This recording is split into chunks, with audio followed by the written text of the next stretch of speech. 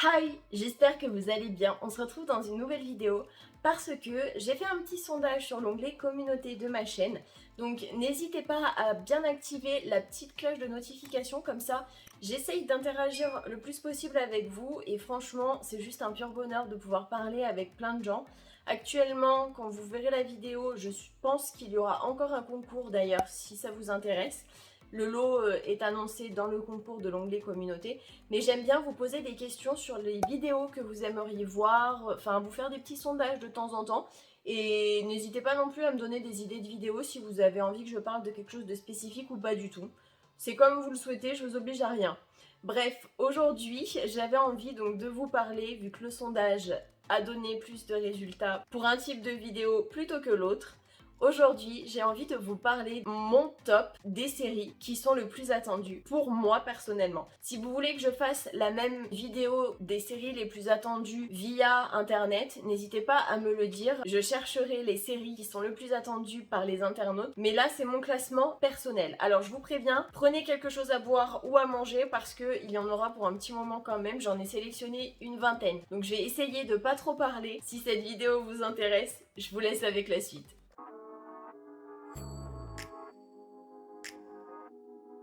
Je vais commencer par les séries les plus attendues pour moi, qui malheureusement seront les dernières saisons qui sortira et qui après seront terminées. Dans les premières séries personnellement que j'ai hâte de retrouver, il s'agit de Stranger Things, la saison 5. Personnellement, j'ai vraiment hâte que cette série sorte. Malheureusement, ce sera la dernière, la 5. Il n'y aura pas de saison 6 de prévu. Stranger Things, c'est dans les années, je crois, 80, si je ne dis pas de bêtises, un groupe d'amis qui vont faire la rencontre d'une jeune fille un petit peu spéciale. Il y a un des amis du groupe qui va se perdre dans un monde un petit peu parallèle. Il se trouve que la jeune fille, donc 11, a des pouvoirs et qu'elle est liée au monde où en fait le jeune homme du groupe a été envoyé.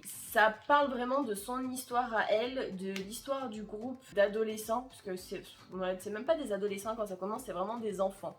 La deuxième série que j'attends le plus, il s'agit de Umbrella Academy saison 4, qui raconte l'histoire de jeunes femmes un peu partout dans le monde qui faisaient des activités normales et qui d'un coup sont tombées enceintes de 9 mois et ont accouché directement. Il va y avoir un monsieur qui va décider de prendre le plus d'enfants possible et on va suivre le groupe donc d'enfants qui ont grandi et qui font des missions. On va voir chacun leur pouvoir, on va voir comment ils interagissent ensemble, on va voir le bordel qu'ils vont mettre tous ensemble et séparément aussi.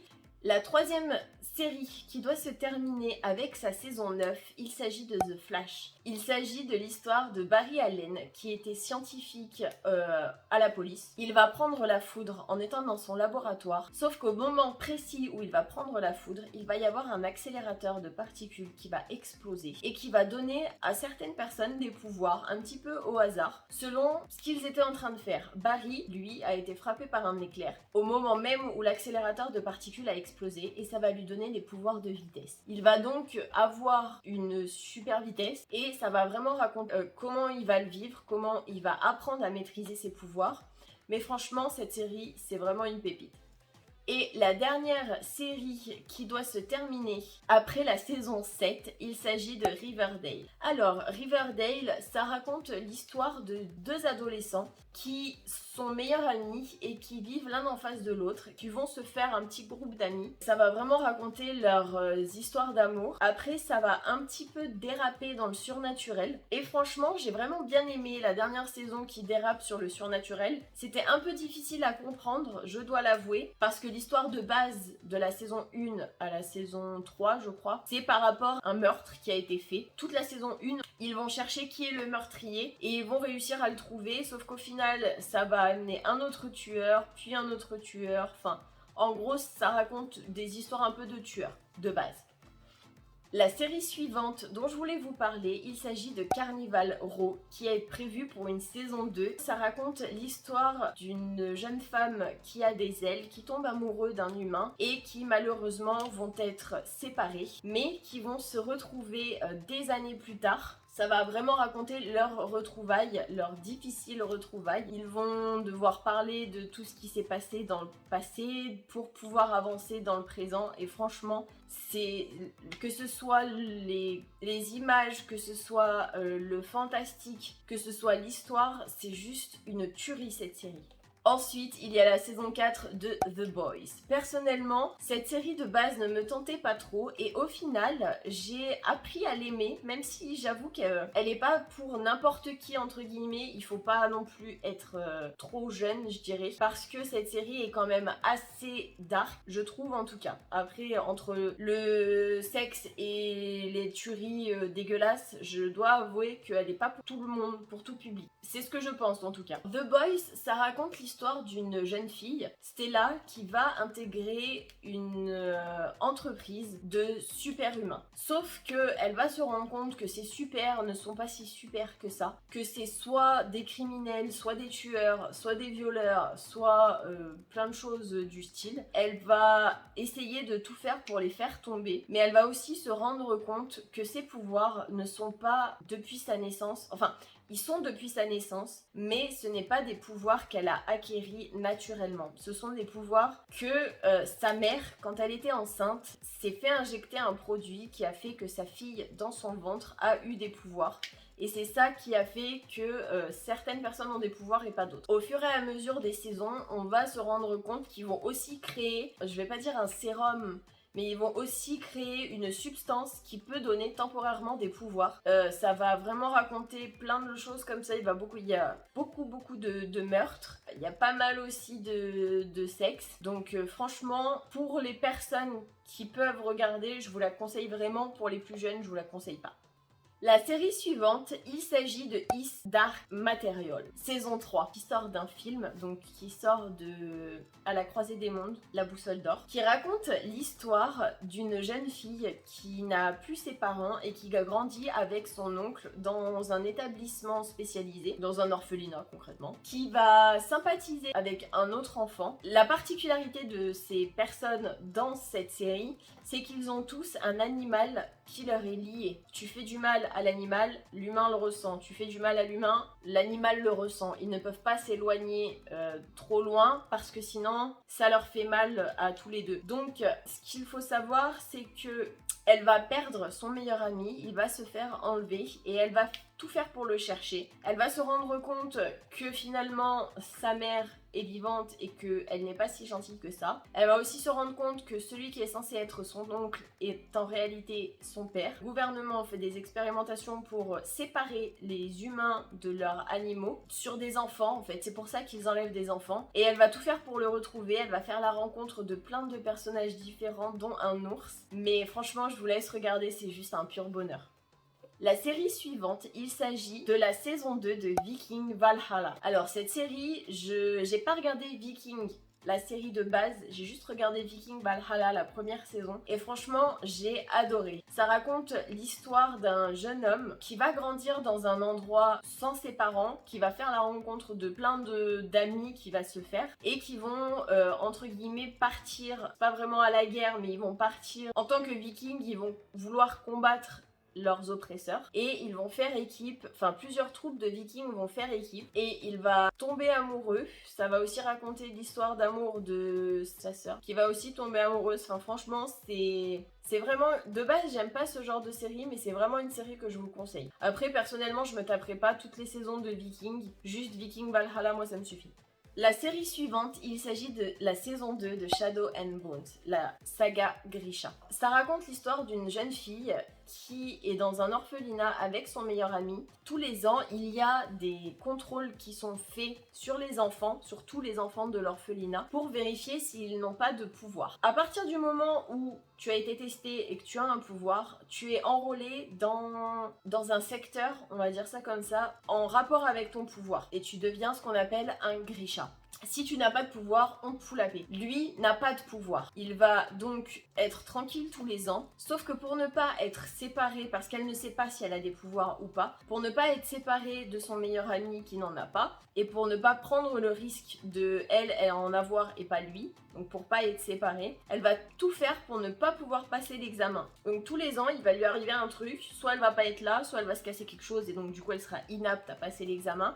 Et elle va faire ça pendant assez longtemps, jusqu'au moment où ils vont grandir tous les deux ils vont devenir un peu style cartographe, ils vont être ensemble, mais ses pouvoirs à elle vont se déclencher à un moment. On va découvrir que c'est une Grisha, sauf que ce n'est pas n'importe quelle Grisha, ses pouvoirs sont liés à la lumière. Elle va se faire entre guillemets manipuler par celui qui manipule les ombres. Ça va raconter entre guillemets une histoire d'amour parce qu'il va la manipuler et elle va tomber sous son charme. Sauf qu'au final, elle va se rendre compte qu'il n'est pas si gentil que ça et qu'en fait, elle aime son meilleur ami. Et franchement, j'ai hâte de voir la saison 2 pour voir ce qui va se passer. La série suivante, il s'agit de la saison 2 de La Roue du Temps. C'est un groupe de personnes, de plusieurs personnes, de jeunes hommes et jeunes femmes qui ont une particularité. Il y en a un, alors ils sont tous liés les uns aux autres par un lien un peu spécial. Un jour, une sorcière, on va l'appeler ça comme ça, vient dans leur village et se rend compte que l'élu fait partie du groupe de jeunes, mais ne sait pas lequel est l'élu spécifiquement. Donc elle va les prendre sous son aile et elle va tout faire pour découvrir lequel est l'élu et lequel va sauver le monde de la magie noire. Et franchement, je trouve que cette série, elle est vraiment super bien.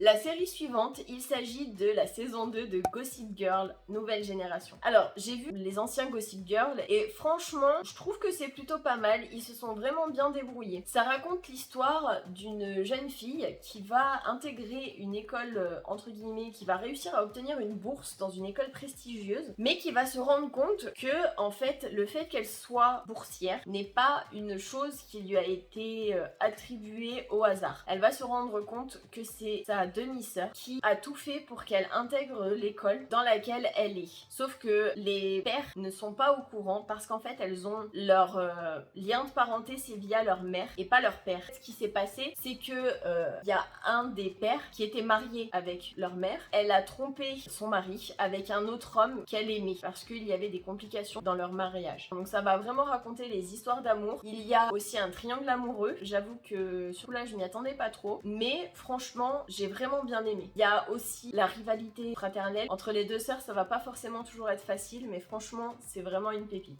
La série suivante, il s'agit de la saison 3 de Superman et Lois. Donc ça raconte l'histoire de Superman qui a rencontré Lois en tant que journaliste, qui se sont mariés et qui ont eu des enfants, qui ont eu des jumeaux précisément, et ils vont se rendre compte que les jumeaux ont des pouvoirs, comme le père. Et ça va aussi raconter l'histoire de la famille de Superman qui au final a un demi-frère via leur mère mais pas leur père. Un petit peu comme dans Gossip Girl juste avant. Franchement, cette série, c'est plus approfondi que Superman normal parce que ça raconte vraiment l'histoire de leurs enfants, en fait, la suite de la génération suivante. Et franchement, j'aime vraiment ce concept. La série suivante, il s'agit de la saison 4 de Titan. Ça raconte l'histoire de Titan, hein, comme son nom l'indique, qui sont des personnes avec des pouvoirs ou des super-héros qui sont vraiment bons au combat et qui peuvent se permettre, entre guillemets, de jouer les héros, les justiciers masqués. Ça raconte principalement l'histoire de Robin, donc qui est l'acolyte, on va dire ça comme ça, de Batman, mais en version jeunes adultes. Enfin, c'est des adultes, mais pas comme les Teen Titans. Donc je pense que c'est pour ça que ça s'appelle pas Teen Titan, mais juste Titan.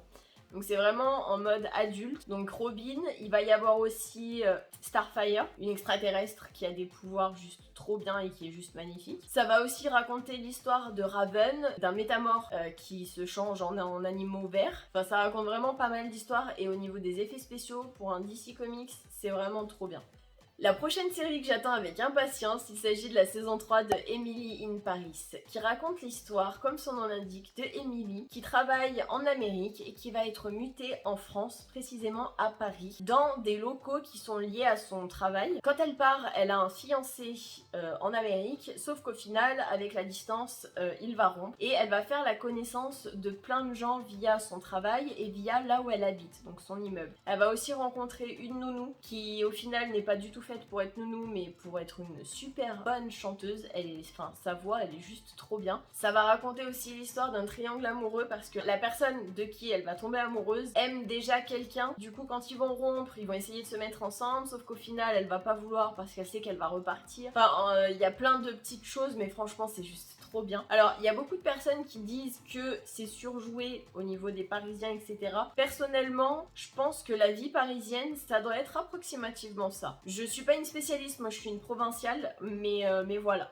La série suivante que j'attends avec impatience, il s'agit de la saison 3 de La Chronique de Bridgerton. Alors, ça raconte l'histoire de base d'une famille qui a une petite particularité. Donc déjà, le père malheureusement est mort et leur mère est vivante. Et en fait, ils se sont entre guillemets amusés à chaque enfant à leur donner un prénom en rapport avec une lettre de l'alphabet. Donc le premier a un prénom avec un A, le deuxième un prénom avec un B, le troisième un prénom avec un C, etc.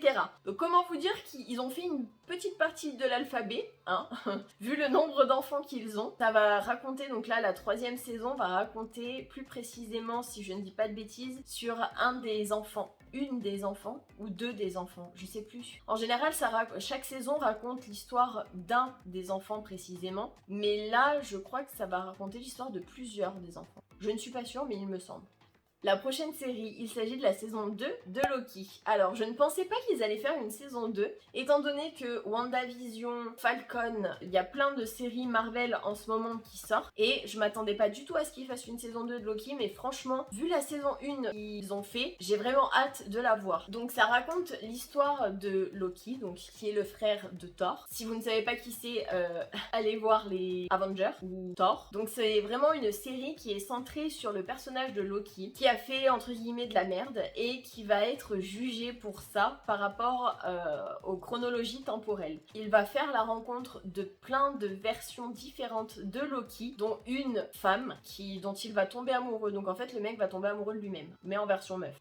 Il va y avoir des Loki en crocodile, des Loki, plein de Loki différents en vieux. Franchement c'est juste une série, elle est trop bien. Par contre, faut bien se concentrer parce qu'il y a des fois où on peut vite être perdu dans Loki.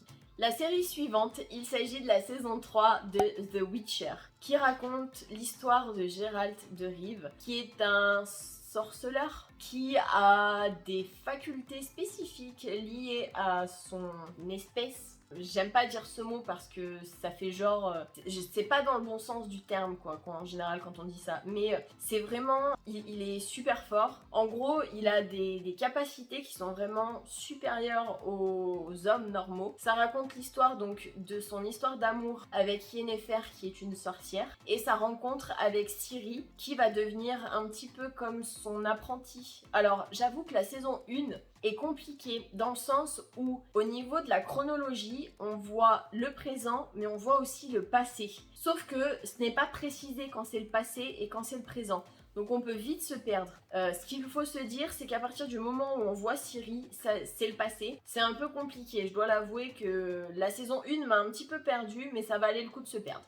La série suivante, il s'agit de la saison 2 de How I Met Your Father. C'est un copier-coller de How I Met Your Mother, mais il n'empêche que au niveau du casting, j'ai vraiment adoré et revoir Hilary Duff. J'adore cette actrice de base et de la revoir des années plus tard dans une nouvelle série qui n'a rien à voir avec ce qu'elle faisait avant. Franchement, c'est juste trop bien. Cette série est à mourir de rire. Ça raconte l'histoire donc d'une femme qui raconte à ses enfants comment elle a rencontré leur père. Donc il y a des moments où on va la voir un peu plus vieille et tout le reste on la voit jeune, une jeune femme normale, une trentaine d'années maxi, avec son groupe d'amis, et elle va faire la rencontre, donc elle est avec sa meilleure amie, elle va faire la rencontre de nouvelles personnes. Au fur et à mesure on va en fait petit à petit des épisodes se demander qui est le père dont elle parle en fait, tout simplement, qui est l'élu, avec qui elle va terminer, de se poser toutes ces questions. Moi franchement j'aime bien quand une série me surprend.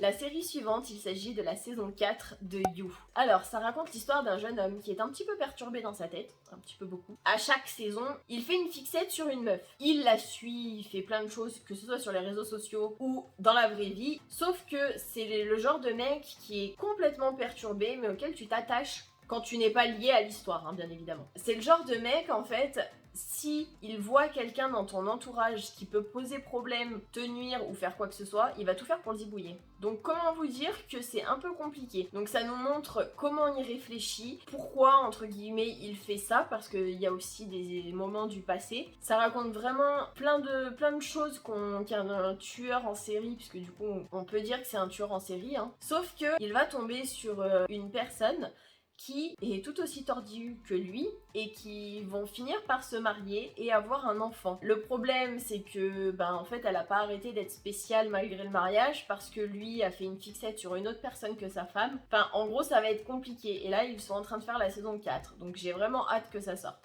Et la dernière série dont je voulais vous parler, il s'agit de la saison 2 de Warrior Nun, qui raconte l'histoire d'une jeune fille qui a perdu sa famille dans un accident et qui, malheureusement, suite à cet accident, va être paralysée. Elle va devenir, je crois que le terme c'est tétraplégique. Elle ne va plus pouvoir se lever. De base, elle n'est pas forcément très gentille avec les nonnes parce que les nonnes ne sont pas gentilles avec elle. Elle va faire la rencontre quand elle va arriver dans un orphelinat de nonnes d'un jeune homme qui, au final, va partir, je crois. Parce qu'il sera adulte, donc il va devoir partir. Sauf que elle, étant donné qu'elle ne peut rien faire, ça va être un peu compliqué, donc elle appréhende beaucoup. Elle va mourir, elle va être amenée dans un endroit où sont en principe les morts. Et le problème, c'est qu'il va y avoir des guerrières qui vont se battre contre les forces du mal à l'endroit où elle est. Une des guerrières va être en train de mourir et va donner son anneau à la jeune fille qui avant était tétraplégique. Ça va du coup lui donner des pouvoirs, ça va la faire revivre, mais elle va être liée, qu'elle le veuille ou non, aux guerrières nonnes. Ça va vraiment raconter son histoire d'une jeune fille qui passe de alité H24 à une jeune fille qui doit combattre les forces du mal, qui doit s'adapter maintenant à sa nouvelle vie, qui doit s'adapter à ses pouvoirs, à l'organisation qu'elle détestait, qu'au final, les nonnes, elle les aimait pas spécialement, elle va devoir faire équipe avec. Enfin, franchement, c'est vraiment une série pépite. Moi, je vous la conseille vraiment. Voilà, j'ai beaucoup parlé, je commence à vraiment être fatiguée. J'espère en tout cas que cette vidéo vous aura plu. Si c'est le cas, n'hésitez pas à la liker, ça me fera super plaisir. À vous abonner avec ma petite tête qui va s'afficher juste après. Et moi, je vous fais plein d'énormes bisous et je vous dis à la prochaine pour une prochaine vidéo. Mouah.